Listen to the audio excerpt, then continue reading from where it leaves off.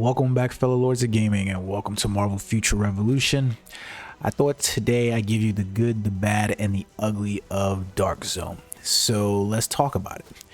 Right now, you basically see me in the alliance with X-Force, and we are basically running Dark Zone here, which basically figures out to big old gang train of activity, and that's just about it. You're literally hunting down targets, and it kind of leans into the point of what I was discussing with you guys previously in previous videos about the future of the servers for Marvel Future Revolution should they not actually combine, especially with regard to PvP in-game content.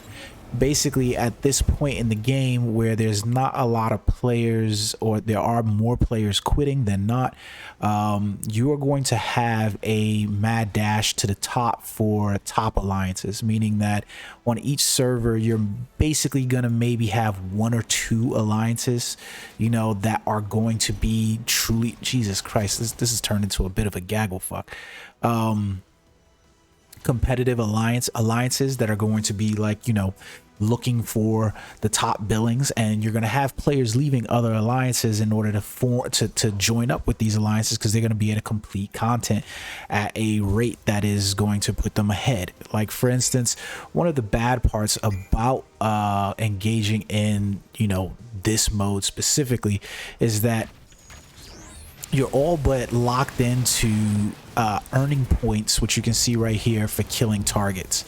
Now it's about the number of total enemies that you defeat here.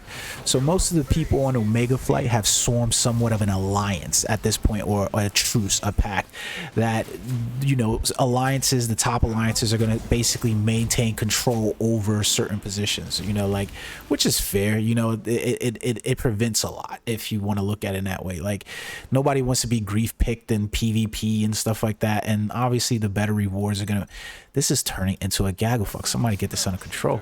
And nobody wants to be griefed inside here in gameplay. Like, typically PvP is not the type of gameplay that you really want to invest in, because it's like short-term investment in most games. Like, there's not a lot of games that do PvP really well, especially, like, you know, long-term PvP. Like, Black Desert Online does it pretty well with node wars, and players and, you know, guilds being able to control zones and therefore gaining more resources and monetization towards the guild. But this game doesn't do PvP well. I don't think it does PvP well in terms of class balance. I mean, they had only 8 classic characters to balance, and they didn't do that well at all. Like, I mean, just the idea of what they did with Captain America should let a lot of people understand how well they understood the game mechanics that they were implementing. I don't get it.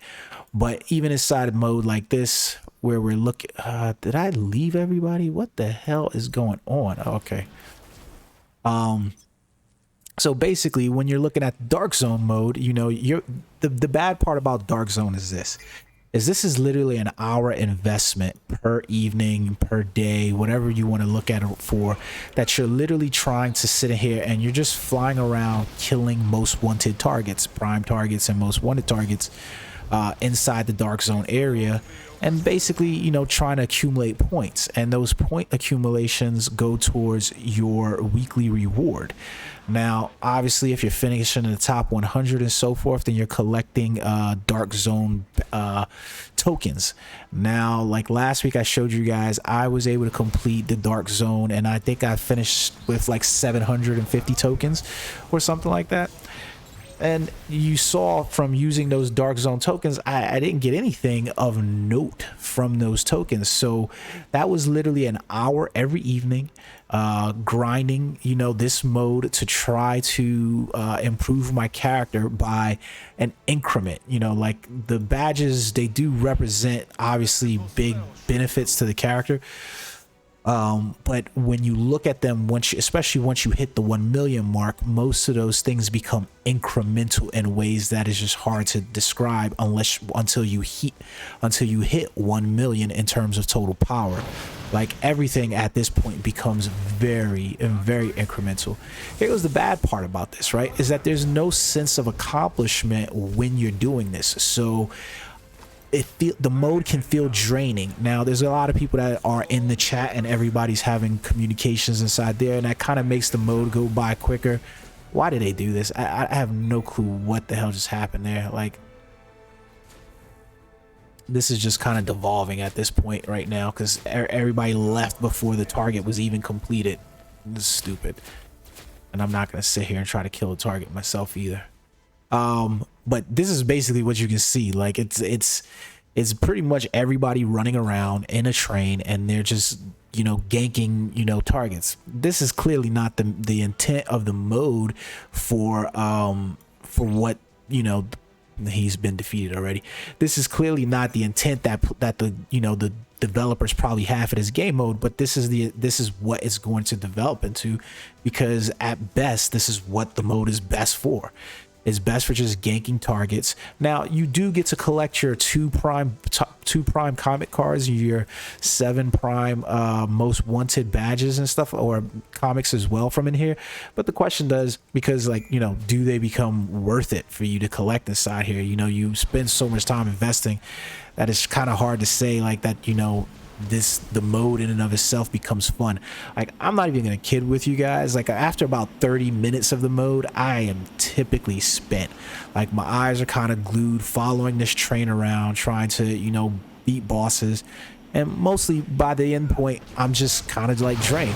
So the good part about it is that it does foster community with inside the alliance, especially in the way that is being done now, which is nice, because, like I said, my previous alliance, they did no type of they didn't do any kind of raids and stuff like that, or, you know, the dark zone period, let alone try to team up for any of the Omega Wars or anything like that. Why is everybody just leaving the target? So annoying. So annoying.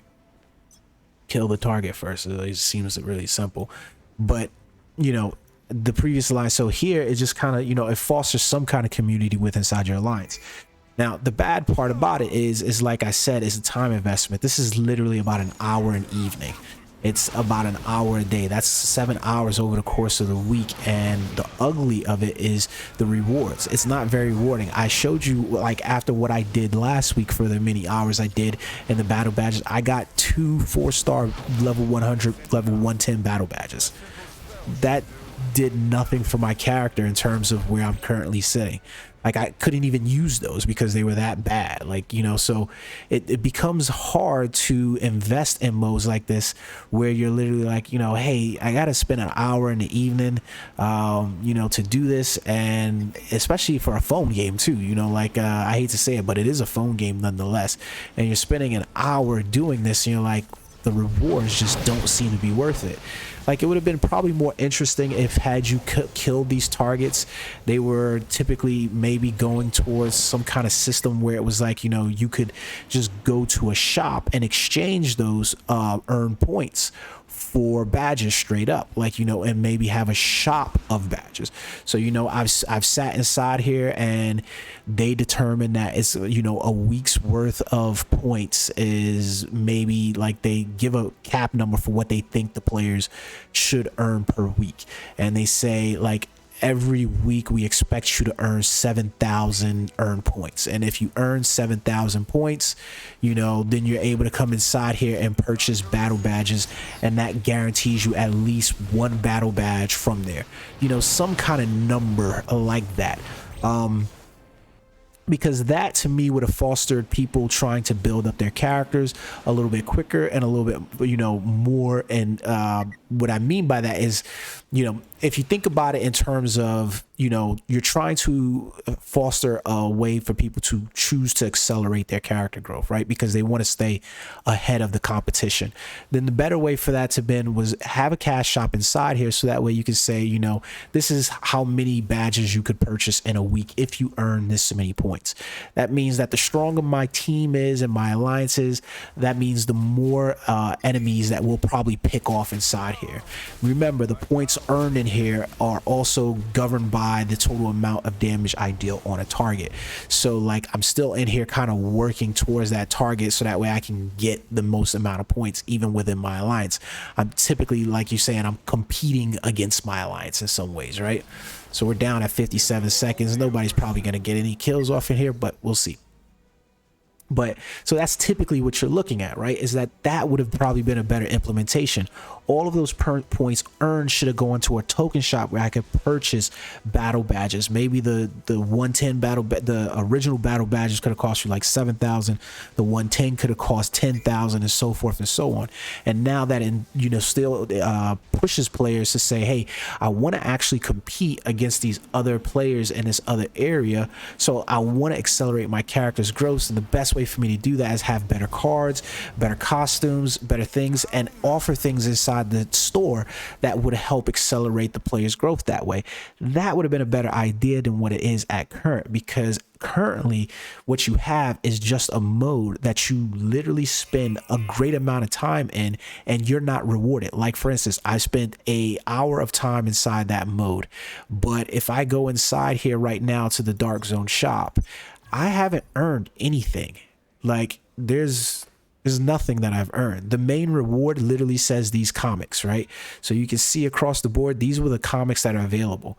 But here goes the bad part. When you start realizing, once you're even as a pay-to-play player or a whale, that even as I'm participating in this content, none of these comics are going to matter to me ultimately in the end.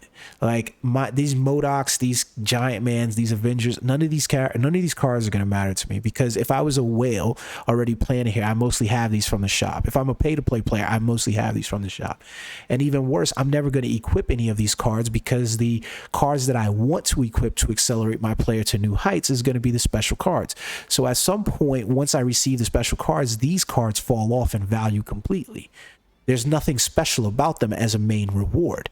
The Dark Zone points, we can see, okay, so for instance, I'm generating my weekly ranking, and we can see right now that I'm at level 30 inside of the Dark Zone. That's not going to stand, because I think we have a schedule where Sigma comes in after us at 9 o'clock. So we're off right now. We spent 8 to 9, and then Sigma comes in at 9 to 10 or something like that, which is perfectly fine, right? But you can see like the player rank going up here. It doesn't really help me any. 4,004 points. As long as I complete every day, then you hope that I stay within some kind of the 100 rank. But then you can see the reward list here. I know I'm never going to finish in the top 1, because I'm not paying that kind of money to deal that kind of damage on any characters. Right now, I'm scheduled to maybe be able to purchase, what is that? Four boxes from the shop to see if I would get anything. But you saw what we got. The draw rates in the game are so atrocious that they're not rewarding. And we're dealing with an RNG. I literally invested time tonight in order to generate 4,000 points, and I have nothing to show for it, because even if I go inside my inventory, and I'll show you guys what I basically got from there, so we can look, right, and we'll see inside my inventory. Let's go. First things first, we got to claim the boxes from defeating the prime targets. Thank you very much for that. And then we can come over here, and I'll open up these. A Ghost Rider card, that's a common. Great. No value. Another low grade card, X-Men Blue, great, no value at all whatsoever. And so then we can look at the comic cards that we have, that we now have accumulated from inside there. You can see, for instance, like most of my comic cards are special. They're all special. I have 6 of the 8 or 9 comic cards that are available in the game right now, and I have them, right? I'm missing 2 of them. But then you look at the cards that I've accumulated. I didn't accumulate any special cards from inside here. And I can tell you right now, all these rare cards were already in my inventory. So the only cards that I received from in here were a bunch of fodder cards. These War Machines were already there, so don't even look at those. All of these rest of these 1s and 2-star cards were basically fodder. So I'm basically looking at, at max here, having, the possibility of doing this. This is the reward for playing this mode. It's a bad implementation is the bottom line. It's a really bad implementation of eyes rewarding, and it doesn't feel rewarding. That's the problem with the mode, is that the mode, most of the modes in the game, but specifically this mode, doesn't feel rewarding. It feels nice to be able to party with my alliance members and be able to, you know, run around and wreak havoc inside Dark Zone, but it's not rewarding in that regard. If they really wanted to strike alliance on alliance battles and have that, you know, be something, they already generated a mode inside of Omega War, and they should have literally scaled Omega War so that way it could have been 3v3, 5v5, 10v10, you know, 20v20, or, you know, 25v25, whatever it was in terms of that. So that way you would have this epic, you know, clash of clans, basically, right? No pun intended there.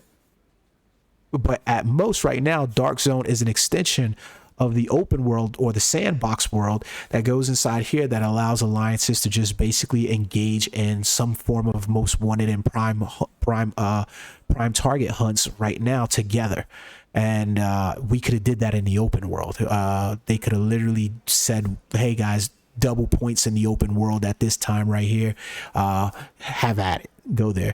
I think the mode would also be done better if those points were given towards earning badges, and you could purchase badges from a point shop inside the Dark Zone, or if the villains themselves that you were hunting in the area dropped badges. That would make sense. Like, okay, they could, the first 7 could drop comic cards, you know, the first 7 of them drop comic cards, or prime targets drop comic cards, or the primes drop badges instead of comic cards. Mix it up so that way then you get variable stats on there, because as we can see already, one of the bad parts about the battle badges and the comic cards is literally trying to get the best roll on a card. Like, for instance, if you look at my Star-Lord card, I just got that one, right? For all intensive purposes, these three stats are pretty decent, but then I look at my exclusive stat and that's trash. So I'm losing out. That's not a good card. It's a card I'll have to end up re-rolling.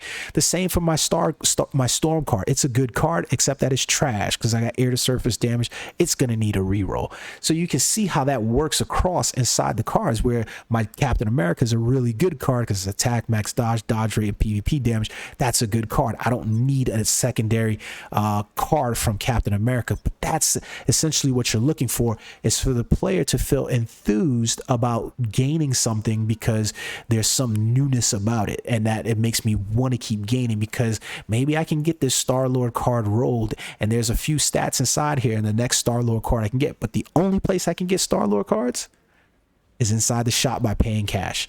All the best end rewards to top out your character are only in the shop. That's the bad part about the game. That's the bad part about Dark Zone. They haven't given you and incentivized you anything. So it's very ugly at the moment. Let's hope they change it into something better by introducing a cash shop, and not a cash shop, a token shop or a point shop inside Dark Zone, and turn those points that you're earning immediately into rewards directly when the player can see. Because I'd be a lot more inclined to jump back into Dark Zone tomorrow night when I know that, hey, I'm going to maybe hit 7,000 points and I can immediately purchase a 110 battle badge that's going to be for this specific one with this specific fixed stat, and then maybe these, you know, exclusive stats for a character or something like that. They need to look at that, and I think that's the best way that they could go about it. I hope you guys enjoyed the video. Until next time, peace.